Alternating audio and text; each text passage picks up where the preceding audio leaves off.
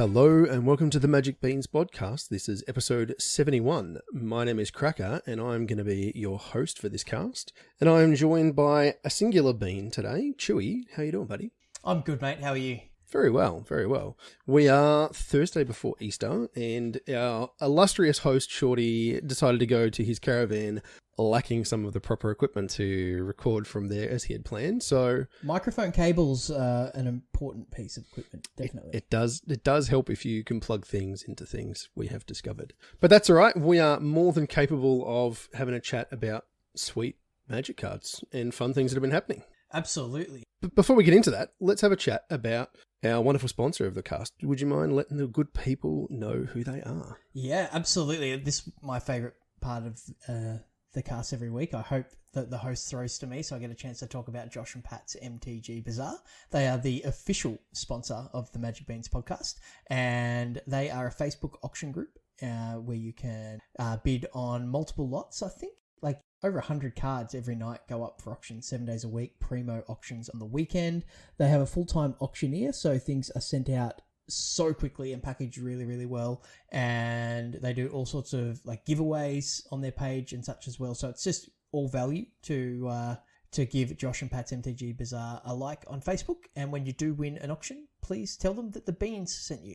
Yeah, Pat's actually running a promo at the moment where you can win a box of Strixhaven if you win some auctions during the month or if you refer some friends to follow the page. So well worth the, you win cards at like sick value anyway, and then you go into the running to win a box. I mean, yeah, so okay.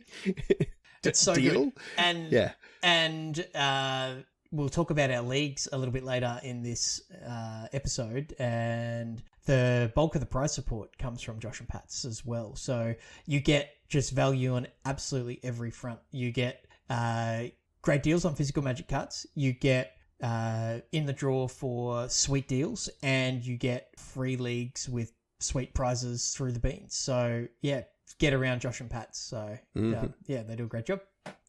All right, so as Shorty would always say, we've got heaps to get through this week because there's been a bunch of stuff that's happened. So on the last cast, which was just Shorty and myself, we spent pretty much the whole time talking about the decks that we were expecting to see in the upcoming Kaldheim Championship. I did listen to that episode, sitting on my balcony watching the surf roll in up on the Gold Coast. So I enjoyed it. Yeah, it was really good. I'm glad you had a good time. Yeah, it was good. I'm glad you made it back okay. Yeah, we escaped the clutches. We were really excited to get up there and get away from COVID and wearing masks, and ended up having to. So we've now come back to Victoria, and yeah. Anyway, we don't have to wear masks, so it's great. Yeah, it's really good. But yeah, so there was the Kaldheim Championship, which is basically the new premier events, right? They're all arena run and smallish fields, couple of hundred players, and in both formats. So they were both historic and standard. And we saw a lot of decks, but nothing stood out as particularly new or exciting. I mean, was there anything that you saw that grabbed your attention in either of those formats? There was no decks that really surprised me in that, there was no like huge innovation. There was just, things that we expected to see. In historic, the Auto of Auras is probably the most surprising thing.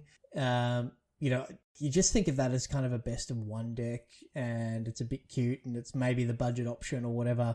But yeah, put up a really good performance. So they've obviously taken that, good, but this deck wins a lot in best of one. What can we do with the sideboard?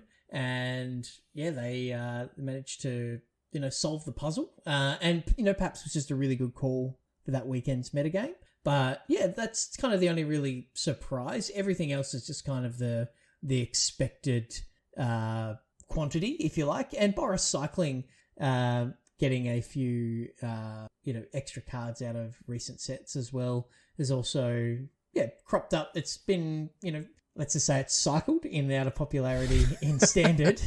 Now it's showing up in the older formats. And I've heard people are even brewing in modern, with this because you get like street wraith, right? So yeah, let's go. Yeah, so it's a really, really interesting to see those sort of decks sort of pop up, and they're kind of the one trick pony decks, so Oz of Auras and Boros Cycling. So probably one of those decks that is either going to be the right choice or the wrong choice. It's never going to just be an okay choice. It's going to be, you have to kind of pick your weekend a little bit with that one. Yeah, it was interesting. We spent a bit of time chatting about both those decks. I mean, you know, like Thoughtseize plus Duress plus a threat with protection is just like always been a good combination, which I think is just kind of what the Auras deck was able to do, and then just present really quick clocks, right? Like it can just race super quickly.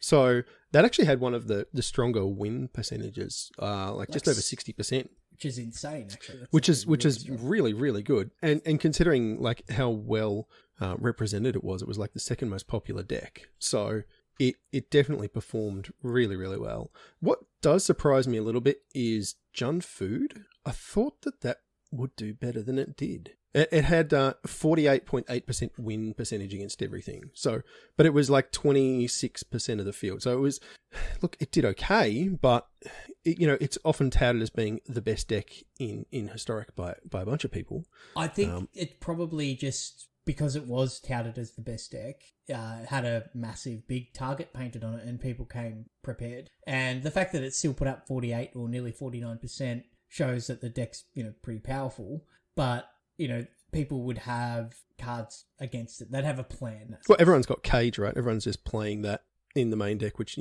shuts off a whole bunch of their game plan. So, yeah, interesting to see. And then in Standard, I don't think there's any great surprises there. The Adventures decks did really well because the Adventures decks always do really well. So, yeah, I don't know. Again, look, we're kind of right at the end of this format. We're about to have the new set come in, and we're going to have a big chat about Strixhaven in a minute.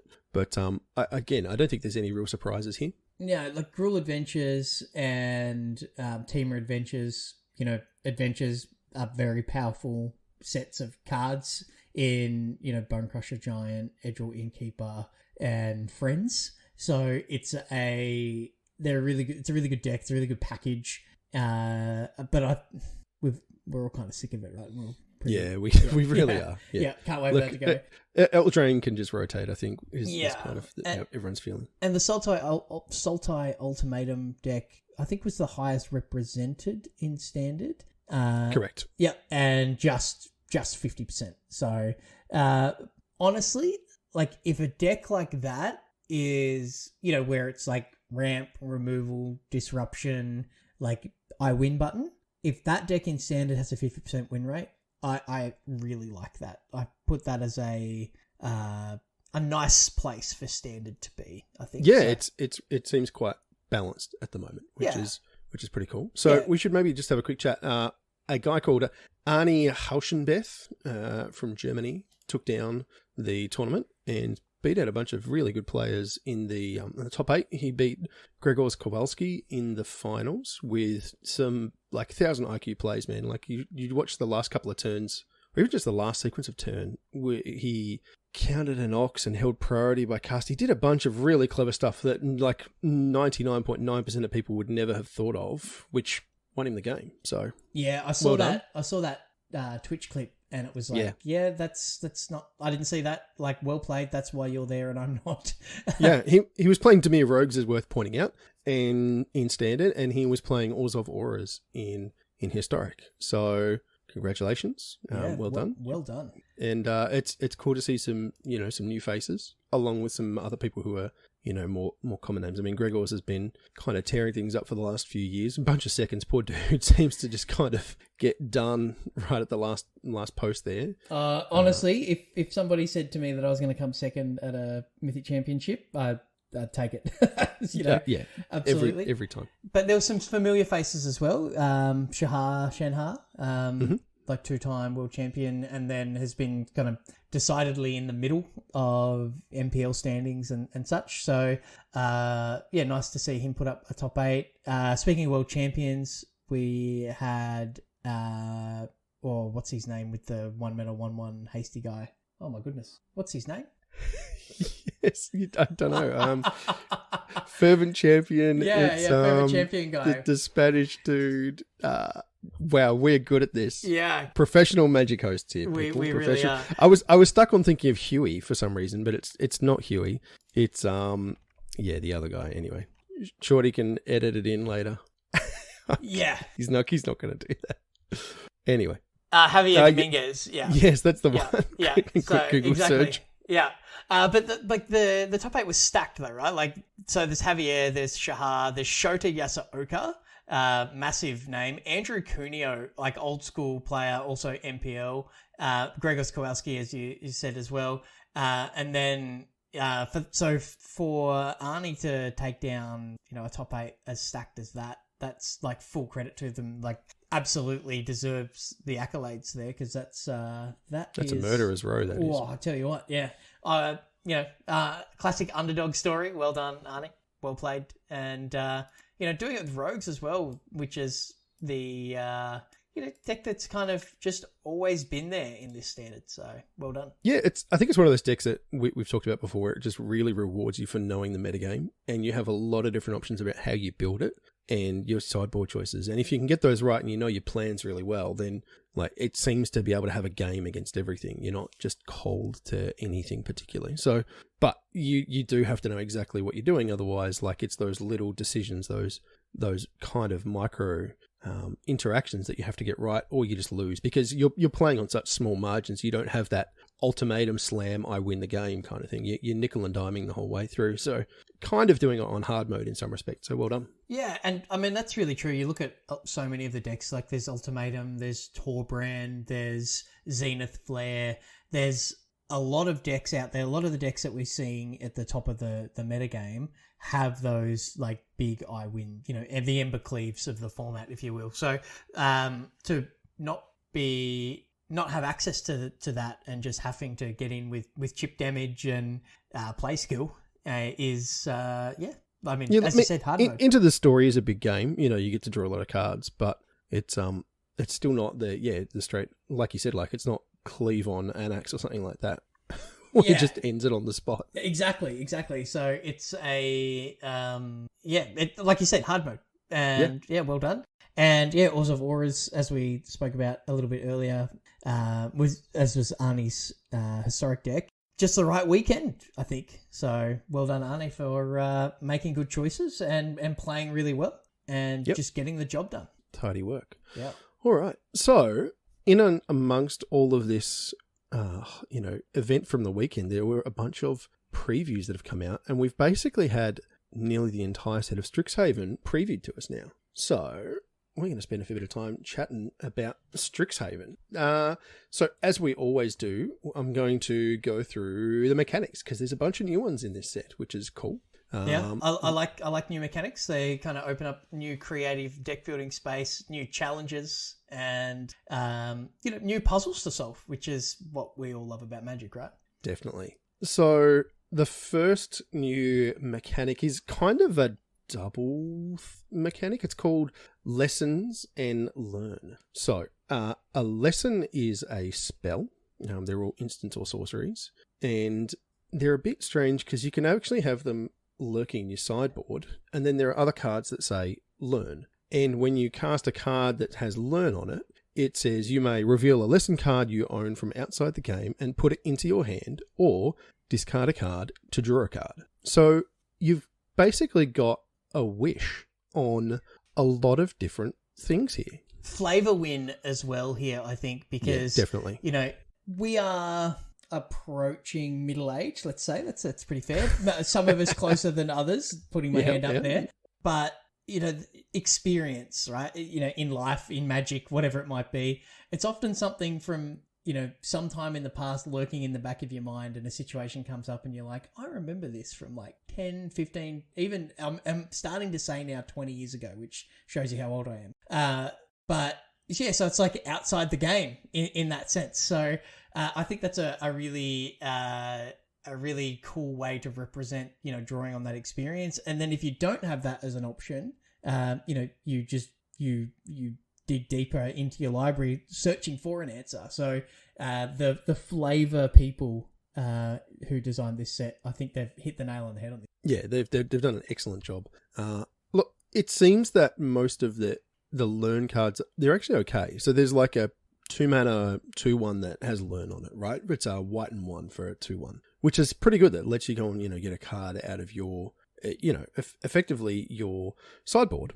And in limited, it's like any other card that you don't have in your deck, which is pretty fantastic, which is where I think that this will be particularly good. It doesn't seem so far that any of the lessons are pushed hard enough to be super constructed playable, but I mean, if we've learned anything from companions and things, if you have access to, or even Khan wishboards, right? Yeah. Like you open up a whole new suite of options that are available. So look, it'll be really interesting to see how this one plays out. I'm looking forward to it, particularly in limited. I think it'll be really good. What I like is that so many of them are colorless spells, so it doesn't matter what when you're building your limited deck, particularly, you're going to have access to them. And some of them draw cards, some of them are removal spells, some of them are pump spells. They're all appropriately costed. None of them are busted, but I think it's just obviously we haven't played the set, but on face value I go, oh yeah, if that was a mana cheaper, it'd be really good. At that mana cost, it looks like it's useful but not busted. Yeah, they're all very fair, I think is probably the best way to describe them. Yeah, absolutely. Yeah. Which is good. Yeah. All right, so the next mechanic we have is called Magecraft. Unsurprisingly, Magecraft is an ability word about spells. So it says, Magecraft, whenever you cast or copy an instant or sorcery spell, something. So there's a couple of examples here. The first one is Eager First Year Student gets +1/+0 until end of turn. So it's a 2-mana 2/2. Great. Like limited staple, you'll draft a bunch of these. Yep. And then, Magecraft. So whenever you cast an instant or cast or copy, which is interesting because there's a lot of copy effects in this as well. There's a lot of we're talking about a wizard school. So there's a lot of, spell slinging kind of sub-themes here. And so whenever you cast or copy an instant or sorcery, it gets +1/+0 until end of turn. There's another one here, which is called Archmage Ematerus, and he's 2 blue, and his Magecraft is whenever you cast an instant or sorcery spell, draw a card. So they're all going to have different upsides, different bonuses, but the trigger is always going to be cast or copy an instant or sorcery. And looking into the to the previews, I'm just looking on Scryfall at the moment. There was one that jumped out at me pre-cast because there was a similar card in a previous set, in the last Ravnica set. It's Prismari Pledge Mage, which is Prismari hybrid ×2, so either blue-red or blue-red, for a 3/3 with Defender. Orc Wizard. It's a wizard, importantly.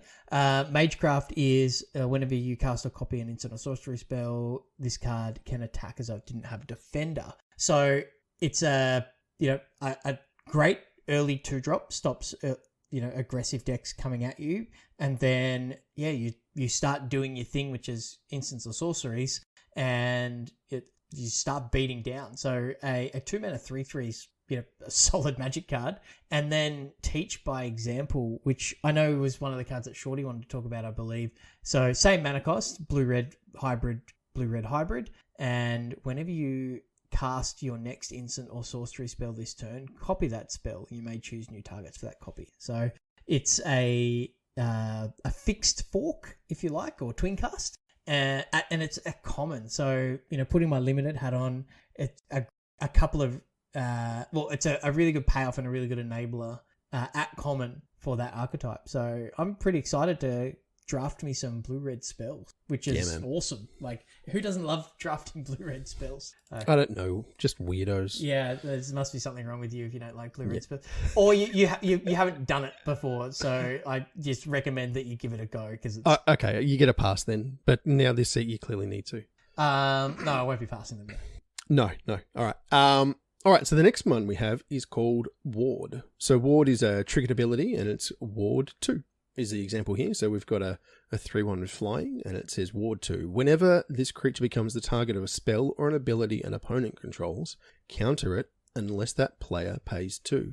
Frost Titan, anybody? Exactly. That's the first card that comes to mind. Yeah, of course. And, Wizards... It's a bit fixed. Yeah, Wizards have been doing a really good job over the last couple of years to keyword these types of abilities. Like, cards used to say attacking does not cause Serra Angel to tap, right? Now it says vigilance.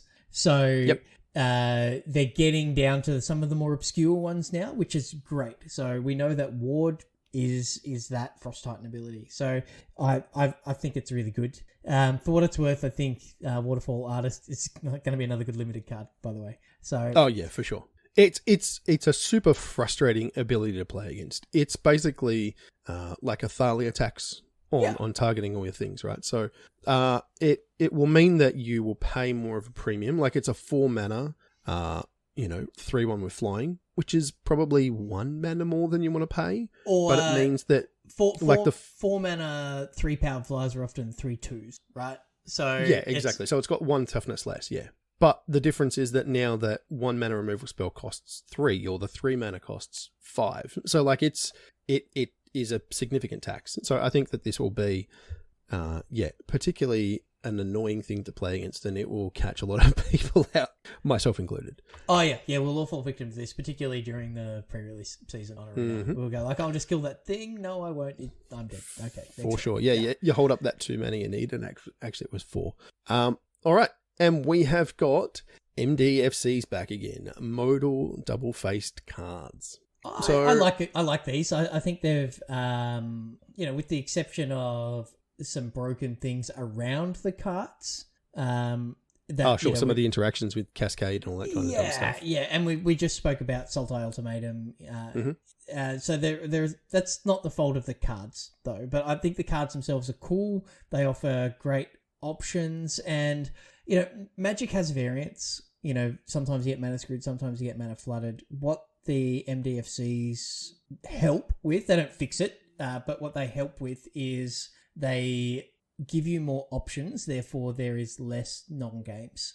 And on the ones particularly, and the example in the article is a legendary creature, it lets you play more copies of these creatures in your deck, which means you see them more, but if you draw multiples, you get to just use the other side. And we saw that with the white god that was the equipment on the other side out of Kaldheim, and it works really well. So I like them from that sort of gameplay. The way they actually improve the game is my opinion of them. Even to the point of improving the game where we've actually had rules changes to fix things. So it always leaves a bit of a sour taste in your mouth when they have to change the rules, but ultimately the game's better. For sure. Off my little soapbox now, we can actually talk No, that's fine.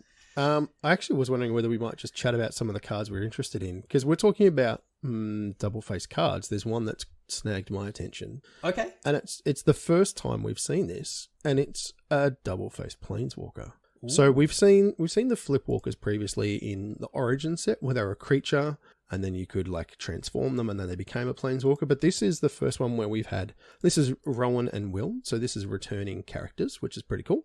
And look, I'm not going to run through everything because there's more words on this card than any other in the history of Magic. But the key thing here is that they work really well together. So there's Rowan, which is 2 and a red, and she's got a bunch of abilities around drawing cards and instants and sorceries. And then there's Will on the backside of the card, and he's 4 and a blue. And they both have Goblin Electromancer or Baral effect, where they make your instants and sorceries cost 1 generic mana cost less to cast. So I'm pretty interested. We were just talking before about, is it, or Prismari, I guess. Oh man. Yeah. Prismari Spellslinger decks. This card could be really interesting in that. You've got the Rowan, which you can cast on turn 3, and it can start to ping things down, or you can, you ping it up a bunch to deal 1 damage. If you've drawn a bunch of cards, then it deals 3 instead. And then the emblem is really good as well. So there's a lot of different options there. And then later game, when you've got more mana, you can cast Will, and his effect is kind of more dramatic. And the 2 abilities stack. So if you've got a Will and a Rowan in play, instant sorceries are costing 2 less, which is pretty good. And in the late game, you've got a bunch of card draw. You're just going to end the game, which is cool. And they do have, Will's got an ability that literally just says draw 2 cards. So yeah, in every time. Yeah. So look, I don't know how much play it will see in standard, but I wouldn't be surprised to see it I really wouldn't. I think it's pretty strong. I think it again, it's a lot of versatility onto one piece of cardboard, which Wizards are really fans of doing. It just smooths everything out. It gives you more options, more choices at every point of the game, which is sweet. Yeah, and just like I was saying, it improves the game. Yeah, that's great. What about yourself? Got a card for us? Yeah, Zamone, Quandrix Prodigy. So, for something different, we haven't seen very many blue and or green cards be good over the last, 2-3 years in Magic. So yeah, I agree. Yeah, it's really refreshing to see that color combination getting some love and some powerful cards. But all jokes aside, Zamone, so green and a blue for a 1/2 legendary creature human wizard. It's got 2 abilities. She's got pay 1 and tap. You may put a land card from your hand in the battlefield tapped. So it's kind of a delayed. It's like a more expensive like Secure Tribe Scout, but I think appropriately costed for standard. And then the second ability is 4 and tap, draw a card. If you control 8 or more land, draw 2 cards instead. So it's a ramp spell early, and then just like we were saying, there are options, things that are good in the early game and things that are good in the late game, where you can just start drawing a bunch of cards. So you ramp and then card draw. So it's a pretty good combination there. So yeah, I also only an uncommon. Yeah, so always kind of got my limited hat on when we do a set review. Definitely a great enabler, and you see this in sets a lot where they'll have a signpost uncommon. Usually in a gold card, 2-color or more card, and it says this is what you want to be doing in this set. This is where the synergies are built around me, and yeah, I think this is definitely going to be a player in the limited metagame. But I think this one might just creep into standard, depending on how the format shakes out. Obviously, there's Bone Crusher Giant, which kind of laughs at this, but there's only a couple of months left of Bone Crusher Giant. It might be Zamone.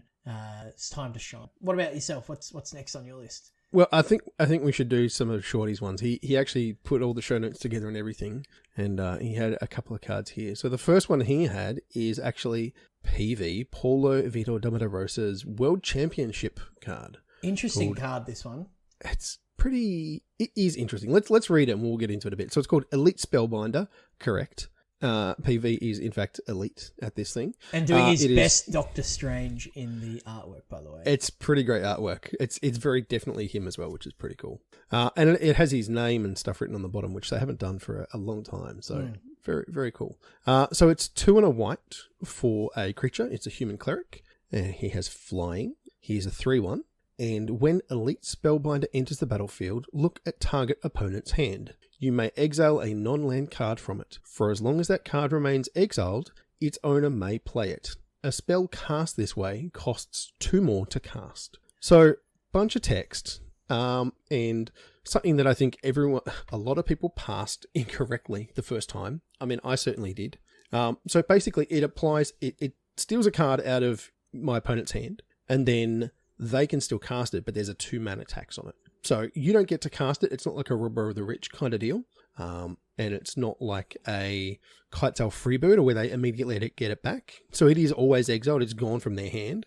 And at the point that they decide to cast it, which they can, all the norming timing restrictions apply and that kind of thing, it just costs 2 generic mana more. What do you think? It's almost there. And look, if you could play a mono white or a white based sort of hate bears deck in standard, because you could play Draneth Magistrate on turn 2 when players can't cast spells from exile, and then this just goes and exiles their card, so they have to deal with the Draneth Magistrate, and then they have to pay the tax. So it's not a bad card, but I think it needs to have a home. This is one of those cards where for this card to be good, it has to have the support. I don't think this is just a card that you just put in any white deck. And, that's a bit unfortunate, because we saw with Javier Dominguez's card, if you're playing Mountains, you're generally just going to play that other card. But this card's a lot more complicated. and it's got a lot more play to it, and you have to be a bit of an elite spellbinder to get the most value out of this card. So I like the card. I just don't know if it's got a home or whether that deck is going to be good enough. But I mean, if it, like I said, it's almost, there's so many moments like, almost, no. Like, yeah, if it was play that card or a card with the same name, it has the extra tax on it, things like that, like would just put this card to the point where I'd be excited by it. Because if you hit like Emergent Ultimatum with it, and you're like, sweet, got it. But then they're just going to draw another Emergent Ultimatum and do the Valkyrie thing anyway. But yeah, or if this had Flash and then you could do it in their draw step and all that sort of stuff. But yeah, it's just almost there. But that doesn't mean it's bad. It's just needs to have it. The timing needs to be right for this card. The deck around it needs to be good, and the format has to be right. Yeah, so PV's one of his favourite cards is Vendilion Click, which you can obviously see in this card. It's a 3-mana 3/1 with flying.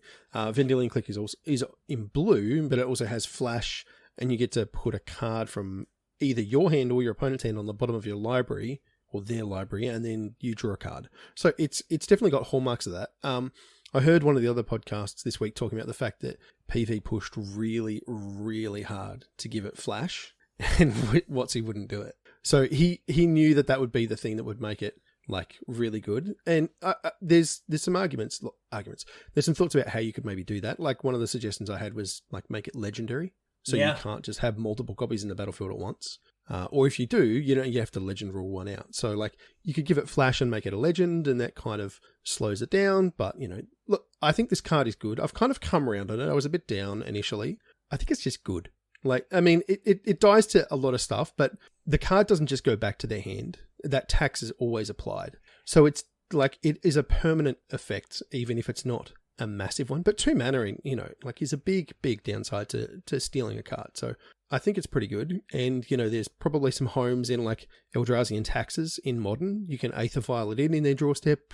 There's a few different things. You can blink it with Eldrazi Displacer. So like if you ephemerate things in response to removal spells, you can steal another card. So like there's definitely some things. And look, it's a clock as well. A 3/1 flyer will end games very quickly. Oh, as Vendilion Click has been doing for many and many years. So I guess from a standard application, we've got Charming Prince and we've got Urian. So you can get multiple triggers off this, and yeah, as you said, like that card stays in exile, right? So you can really hamper your opponent with that. So yeah, okay. It's I think it's more of a like more tempo based than I was initially thinking. And so if you think about it maybe in like a blue-white skies kind of tempo based aggressive deck, then like 3 mana for this, and maybe there's like a flying lord or something like that makes it into a 4/2 or whatever, then like maybe there's a home there for it. The deck doesn't exist yet as far as what we've been talking about, but it feels like it's powerful enough that at some point in the next couple of years it'll have its moment. See standard play. And I think that's we're aligned there. Like right now, it's like it's almost there. It's just about timing, as I said. So, yeah, okay. All right, you've convinced me. I got another one. It is called Rip Apart. Okay. Now, this is it's a Boros, which means it's Lawhold. It's a Lawhold card. It's red-white for a sorcery. Choose one. Rip Apart deals 3 damage to target creature or planeswalker, or destroy target artifact or enchantment. I like it. That is a nice versatile card. It's a sorcery. It is. Which I guess that would be the only downside of this card. I don't think it makes the card unplayable, but a 3 mana removal spell that hits a creature or planeswalker is great, because you're rebuying a lot of spells with the Lawhold mechanics as well, I believe. So you want a cheap spell that you can recur that is useful, and just a nice disenchant as well. So look, a Braid sees a lot of play. Obviously, a Braid is instant speed, but it doesn't hit enchantments, which is I think why this has been I don't think it hits taxed- planeswalkers either. No, it doesn't. It hits No. so it's 3 damage to a creature or destroy a target artifact. It's also 1 and a red at an instant. Yeah. But, so you're paying, in quotes, well, it's a more difficult mana cost, right? It's red-white. It's harder to cast, absolutely. But it does a lot more. You have 2 yeah. more effects as well. Yeah. So, look, this is not like a game-changing, standard shattering card, but this will see play probably back into Modern. There's definitely, it is versatile enough that it will see a bunch of sideboard play in a lot of different places. And it's easy. Sometimes it's easy to look at the big flashy mythics and go, oh, look at this thing. That's amazing. Next card's a mythic. But, this is definitely just like a good card. I think this is a good addition to have. Yeah, I like this card a lot. And as you said, I think this will reach back into some older formats. If not Modern, at least into Historic, maybe Pioneer. Definitely. So, yeah, definitely. I like it. I think that's a good card, a fair bit of. Speaking of cards that might reach back into older formats, now there's one that I don't know if it will, but I'm excited to try it. I've played a whole bunch of Eldrazi Tron in Modern, and it's a deck I quite enjoy. And there is it almost looks like it, belongs in Zendikar somewhere, but there's a card called Wandering Archaic, and it is a 5 mana 4/4 avatar, 5 generic mana, and it's a modal double face card, an MDFC. And the front side is the 5 mana 4/4. Whenever an opponent casts an instant or sorcery spell, you may pay 2. Sorry, they may pay 2.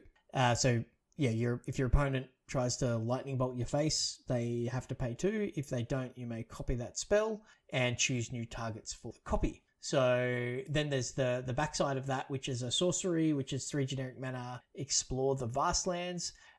Each player looks at the top 5 cards of their library, reveals a land card and instant or sorcery card from amongst them, puts the cards to reveal into the hand, the rest in the bottom of the library in any order. In a random order, and then each player gains 3 life. So it's a symmetrical effect, but it finds Tron lands, which is pretty good. And if I'm playing like traditional mono green Tron, Explore the Vastlands is a nice way to find a Sylvan Scrying or find my Tron land. And it also gains me life. And if I'm playing, Wormcoil Engines or Khans or Ugins or whatever I am out of the Tron deck, I don't care if my opponent gains 3 life because it's not really about life totals. I care about gaining 3 life myself, which is pretty good. So I think traditional Tron want Explore the Vastlands, and the Eldrazi Tron deck just might want some number of Wandering Archaic in their sideboards for the mid-range sort of Jund or Mardu matchups. So this is something that will depend on, sort of what's present in the metagame at the time.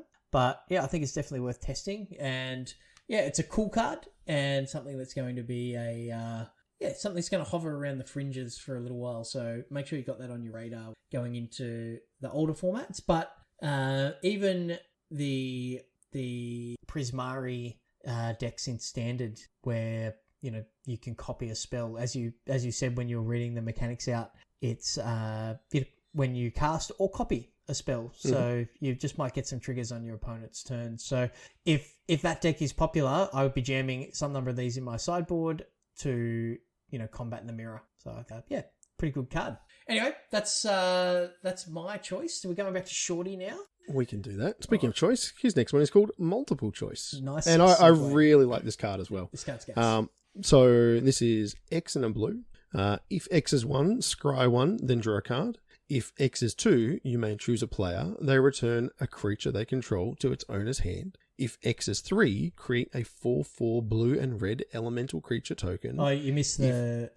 sorry. That's fine. Yep. I thought there was another scry tacked in there, but there is not. That's right. And if X is 4 or more, do all of the above. Oh boy. So for 5 mana, you get to scry 1, draw a card, bounce a permanent, choose target player, creature, return a creature. So unsummon. Yep. So they choose it, which is an important thing here. Choose target player, they return. Yep.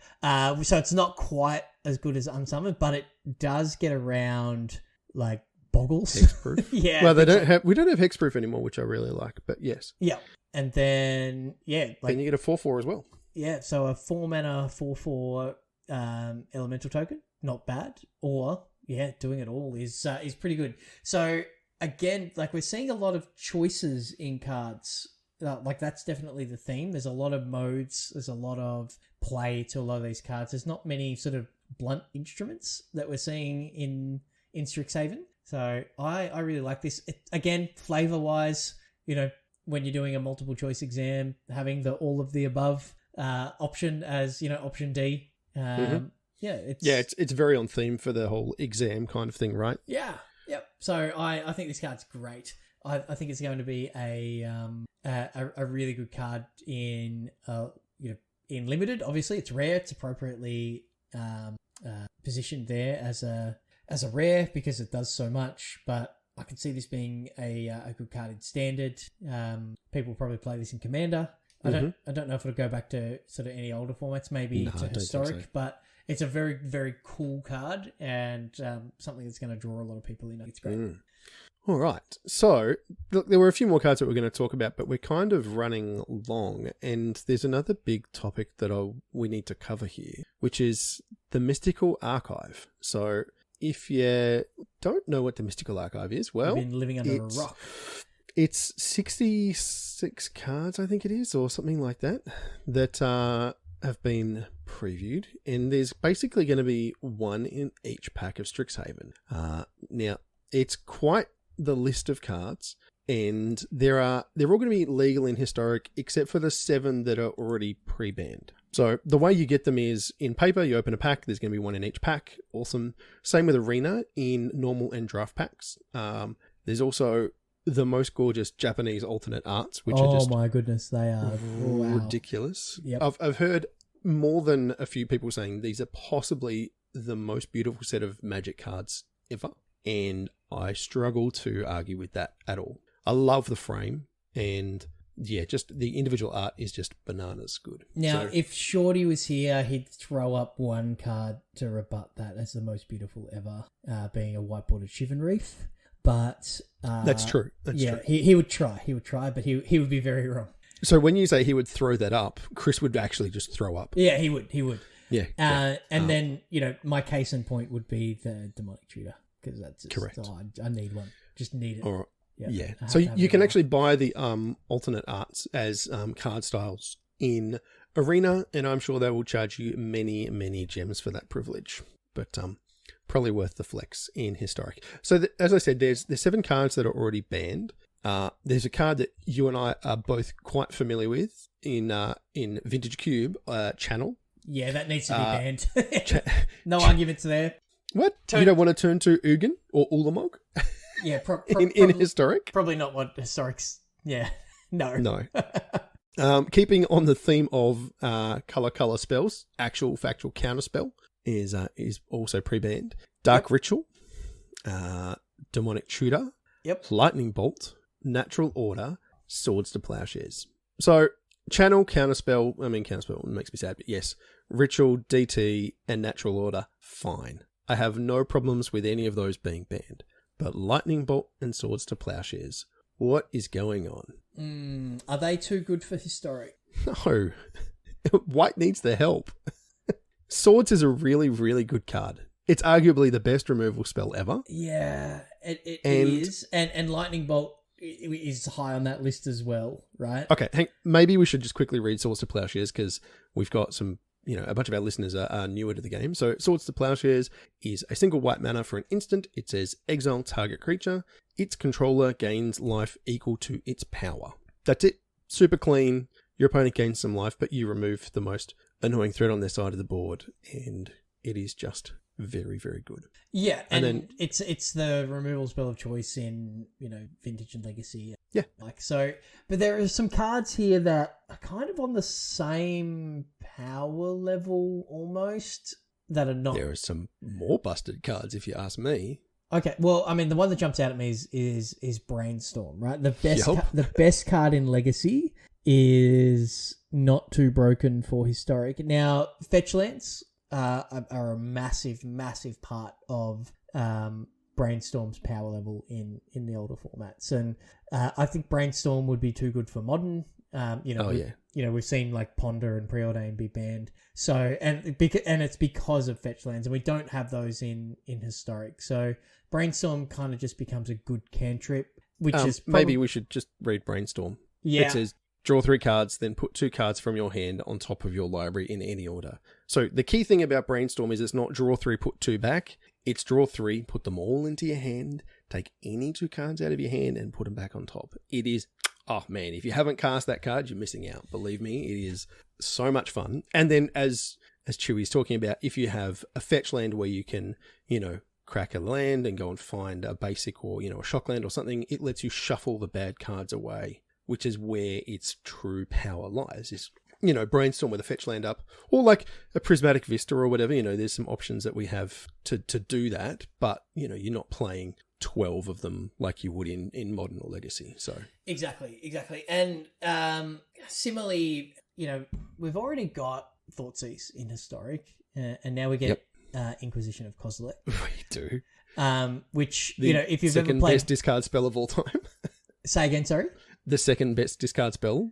Yeah, with Thoughtseize being the best and Inquisition being not a close second, but certainly a second. Let's read that as well. So it's 1 black mana for a sorcery. Target player reveals their hand.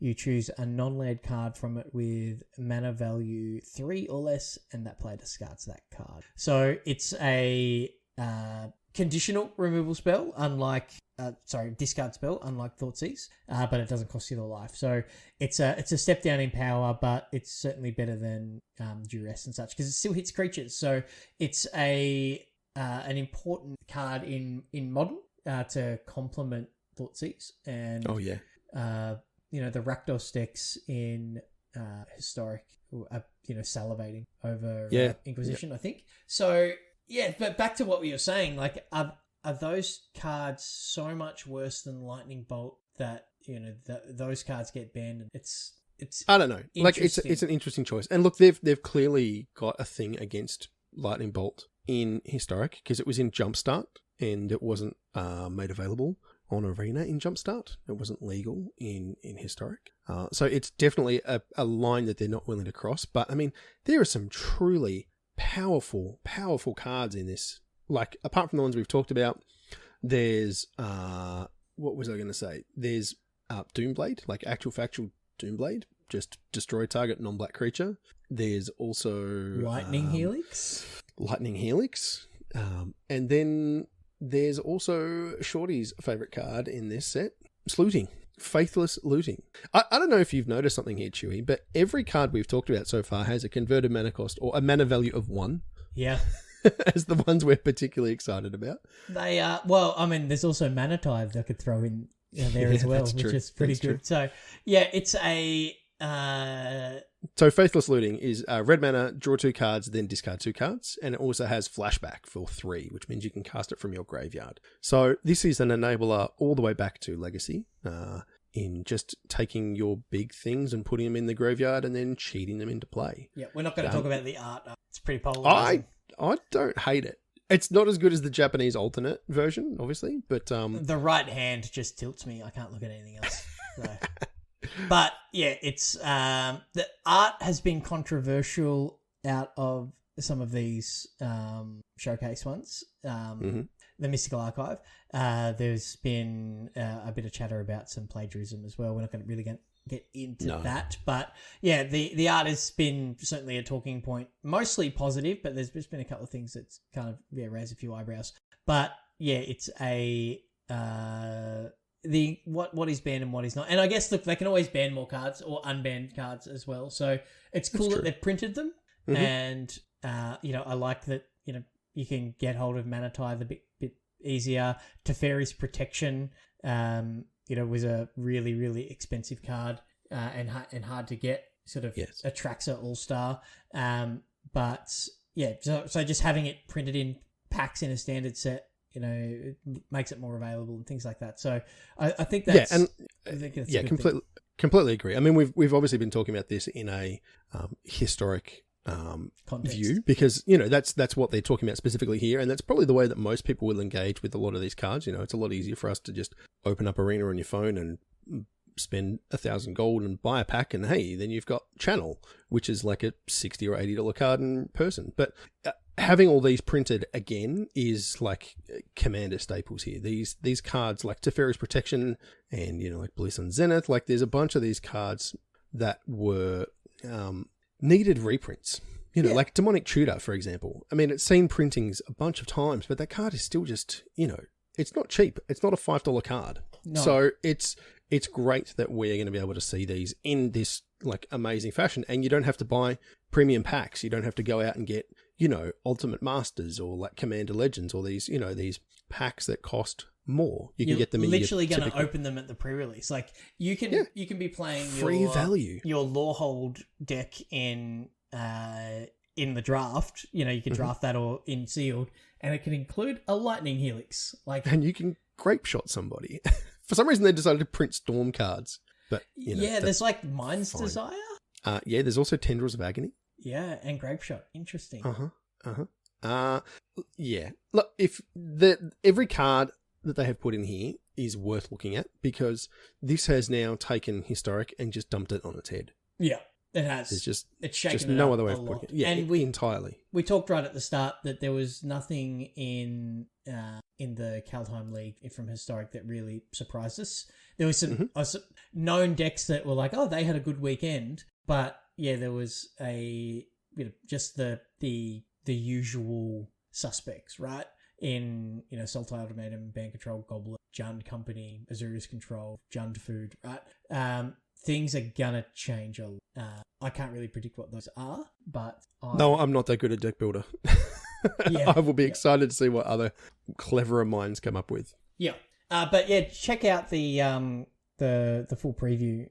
Jump onto Scryfall or Mythic Spoiler and take a look, because if you haven't seen these cards, they are worth looking at just from a purely visual perspective. They are beautiful. Yeah, and they will only be better in person. Absolutely. I'm really looking forward to that, actually. I like cracking packs. Anyway, if you get really cool stuff, it's extra. Okay, so the last thing we need to touch on is our league. We've been banging on about this for the last couple of months, and we're right at the very skinny end now, mate. We have all of our matches played out up to the top 8. So as of just this evening, we've now got our final 8 players, which are Pijor, the Goat, Rolling Royce, Jedi's Walker, Squid Plays, Asbestos Mule, Skips J, and Pat, World War Me, our sponsor. Oh, from Joshua Pat to MTG Bazaar. That's the one. Just cashing in on his own prizes. Very good. I know. It's just like gotta get those discounts on the auctions there. Exactly. Good work. So that's pretty exciting. So we will be doing some coverage. Yes, we will. Which is excellent. I love doing the stream, and where we sort of pull out all the stops and watch all the matches. Just like the Invitational at the end of last year, we'll be able to do it in person. Yeah. Excellent. Yeah, so we're doing that in just over a week and a half on Saturday the 10th of April. And we're starting this one at 10 a.m. AEST, which is a little different. Previously, we've done some of these on like Sunday afternoons and things, but this one we're going to do on a Saturday. And yeah, we're all really looking forward to it. It's going to be a bunch of fun. So come and, check out the matches. There'll be some really high level Magic and some really elite tier commentary and tangents. Yes. Somewhere in there, I'm pretty sure. But yeah, they're always a heap of fun. And, one of the finalists here, Asbestos Mule, is a guy called Zach. And he started playing after watching his mate Yan Ray in the Invitational finals, and he was just in the chat heckling us and went, actually, this like arena thing seems kind of fun. And Yan Ray was like, yeah, man, come play. And at first league, he's just come in and crushed it. He was in Group Cracker and he absolutely tore through the group and did really well. And has mono-redded his way into the top 8. So well done. Congratulations. Hats off to them. So for those who may be listening to our cast for the first time, welcome. But yeah, just want to touch on what these leagues actually are and just talk about the prizes, because we're about to finish a league, which means there'll be a new one coming. There'll be a new league starting up with the release of Strixhaven, or just after. So we're sponsored by Josh and Pat's MTG Bazaar. And yeah, we run these leagues coinciding with each of the set releases, and they form part of our tournament series. So the top 5 people from each group, we had 4 groups of 10 or 11 this time around. No, 12. 12. So top 5 accrue points, and then the top finishers from the end of the year get an invite to our invitational, and we do a lot of fanfare and a big stream event for that. And last year we gave away, just at the invitational, $1,500 worth of cash and prizes. It was pretty great. This time around, the each entrant gets a ICR, which is great. The finalists that didn't quite make the top 8 all get a Josh and Pat's voucher, which is pretty good. 5th to 8th gets some cash, $10 cash, and a $10 Josh and Pat's voucher. 4th gets $20 and a $10 voucher. 3rd gets $30 and a voucher. 2nd gets $60 and a voucher. First prize gets $100 and a Josh and Pat's voucher, but they also get instant qualification to the invitational at the end of the year. So, so free to enter these events, with about $500 worth of cash and prizes when you add all of that up. And it's something that we run every time that they release a new set, which is like every 3 months. And yeah, it leads into the Envy, which will run sort of toward the end of November-ish. Check our Discord link in the show notes. But yeah, so congrats to our top 8 for the first league of this year in the Kaldheim League. And yeah, sort of next weekend. So this weekend, as we record, we're moving into the Easter long weekend. And then on the 10th, we'll be doing a stream from 10 a.m. So come and join us and yeah, hang out on stream. We'll probably have a bunch of stuff to give away because that's what we do. And yeah, we've got some upgrades to the coverage as well, to the overlays and such. I know Shorty's been working really hard on that. And I thought you were going to say they hired other people to do the commentary. No, that's just us. Okay, all right. But it's a lot of fun, and I'm really, really looking forward to it. So get on it. Yeah, so we'll be streaming that on Twitch, twitch.tv/MagicBeansCast. If you want to find us basically anywhere, just search Magic Beans Cast or Magic Beans Podcast. The best place to keep in touch with us all is in our Discord. As Chewy said, the link to that will be in the show notes. We're in there like all day, every day, basically. And there are conversations from, like we've got quite a number of members now. And it's not just all the beans. There's actually like good Magic players in there talking about stuff, which you can, gain some knowledge from them. And, it's about Limited and Commander and Historic. There's been a bunch of people posting about Brawl the last couple of days, which I'd forgotten was even a thing. So, come hang out and just see what things other people are up to. If you'd like to support us more directly, we have a merch store. You can buy hoodies and playmats and mugs and all sorts of fun things from there. As always, check out Josh and Pat's MTG Bazaar. Check out their daily auctions. They, really support us, and we're very appreciative of that. And let them know that the Bean sent you. Otherwise, we're on YouTube, Facebook. We are on Twitter at MagicBeansCast. If you want to get in touch with me directly, I am at JoelHill_. And Chewy, you are? At ChewyMTG. Stay safe, everyone, and we will catch you all next time.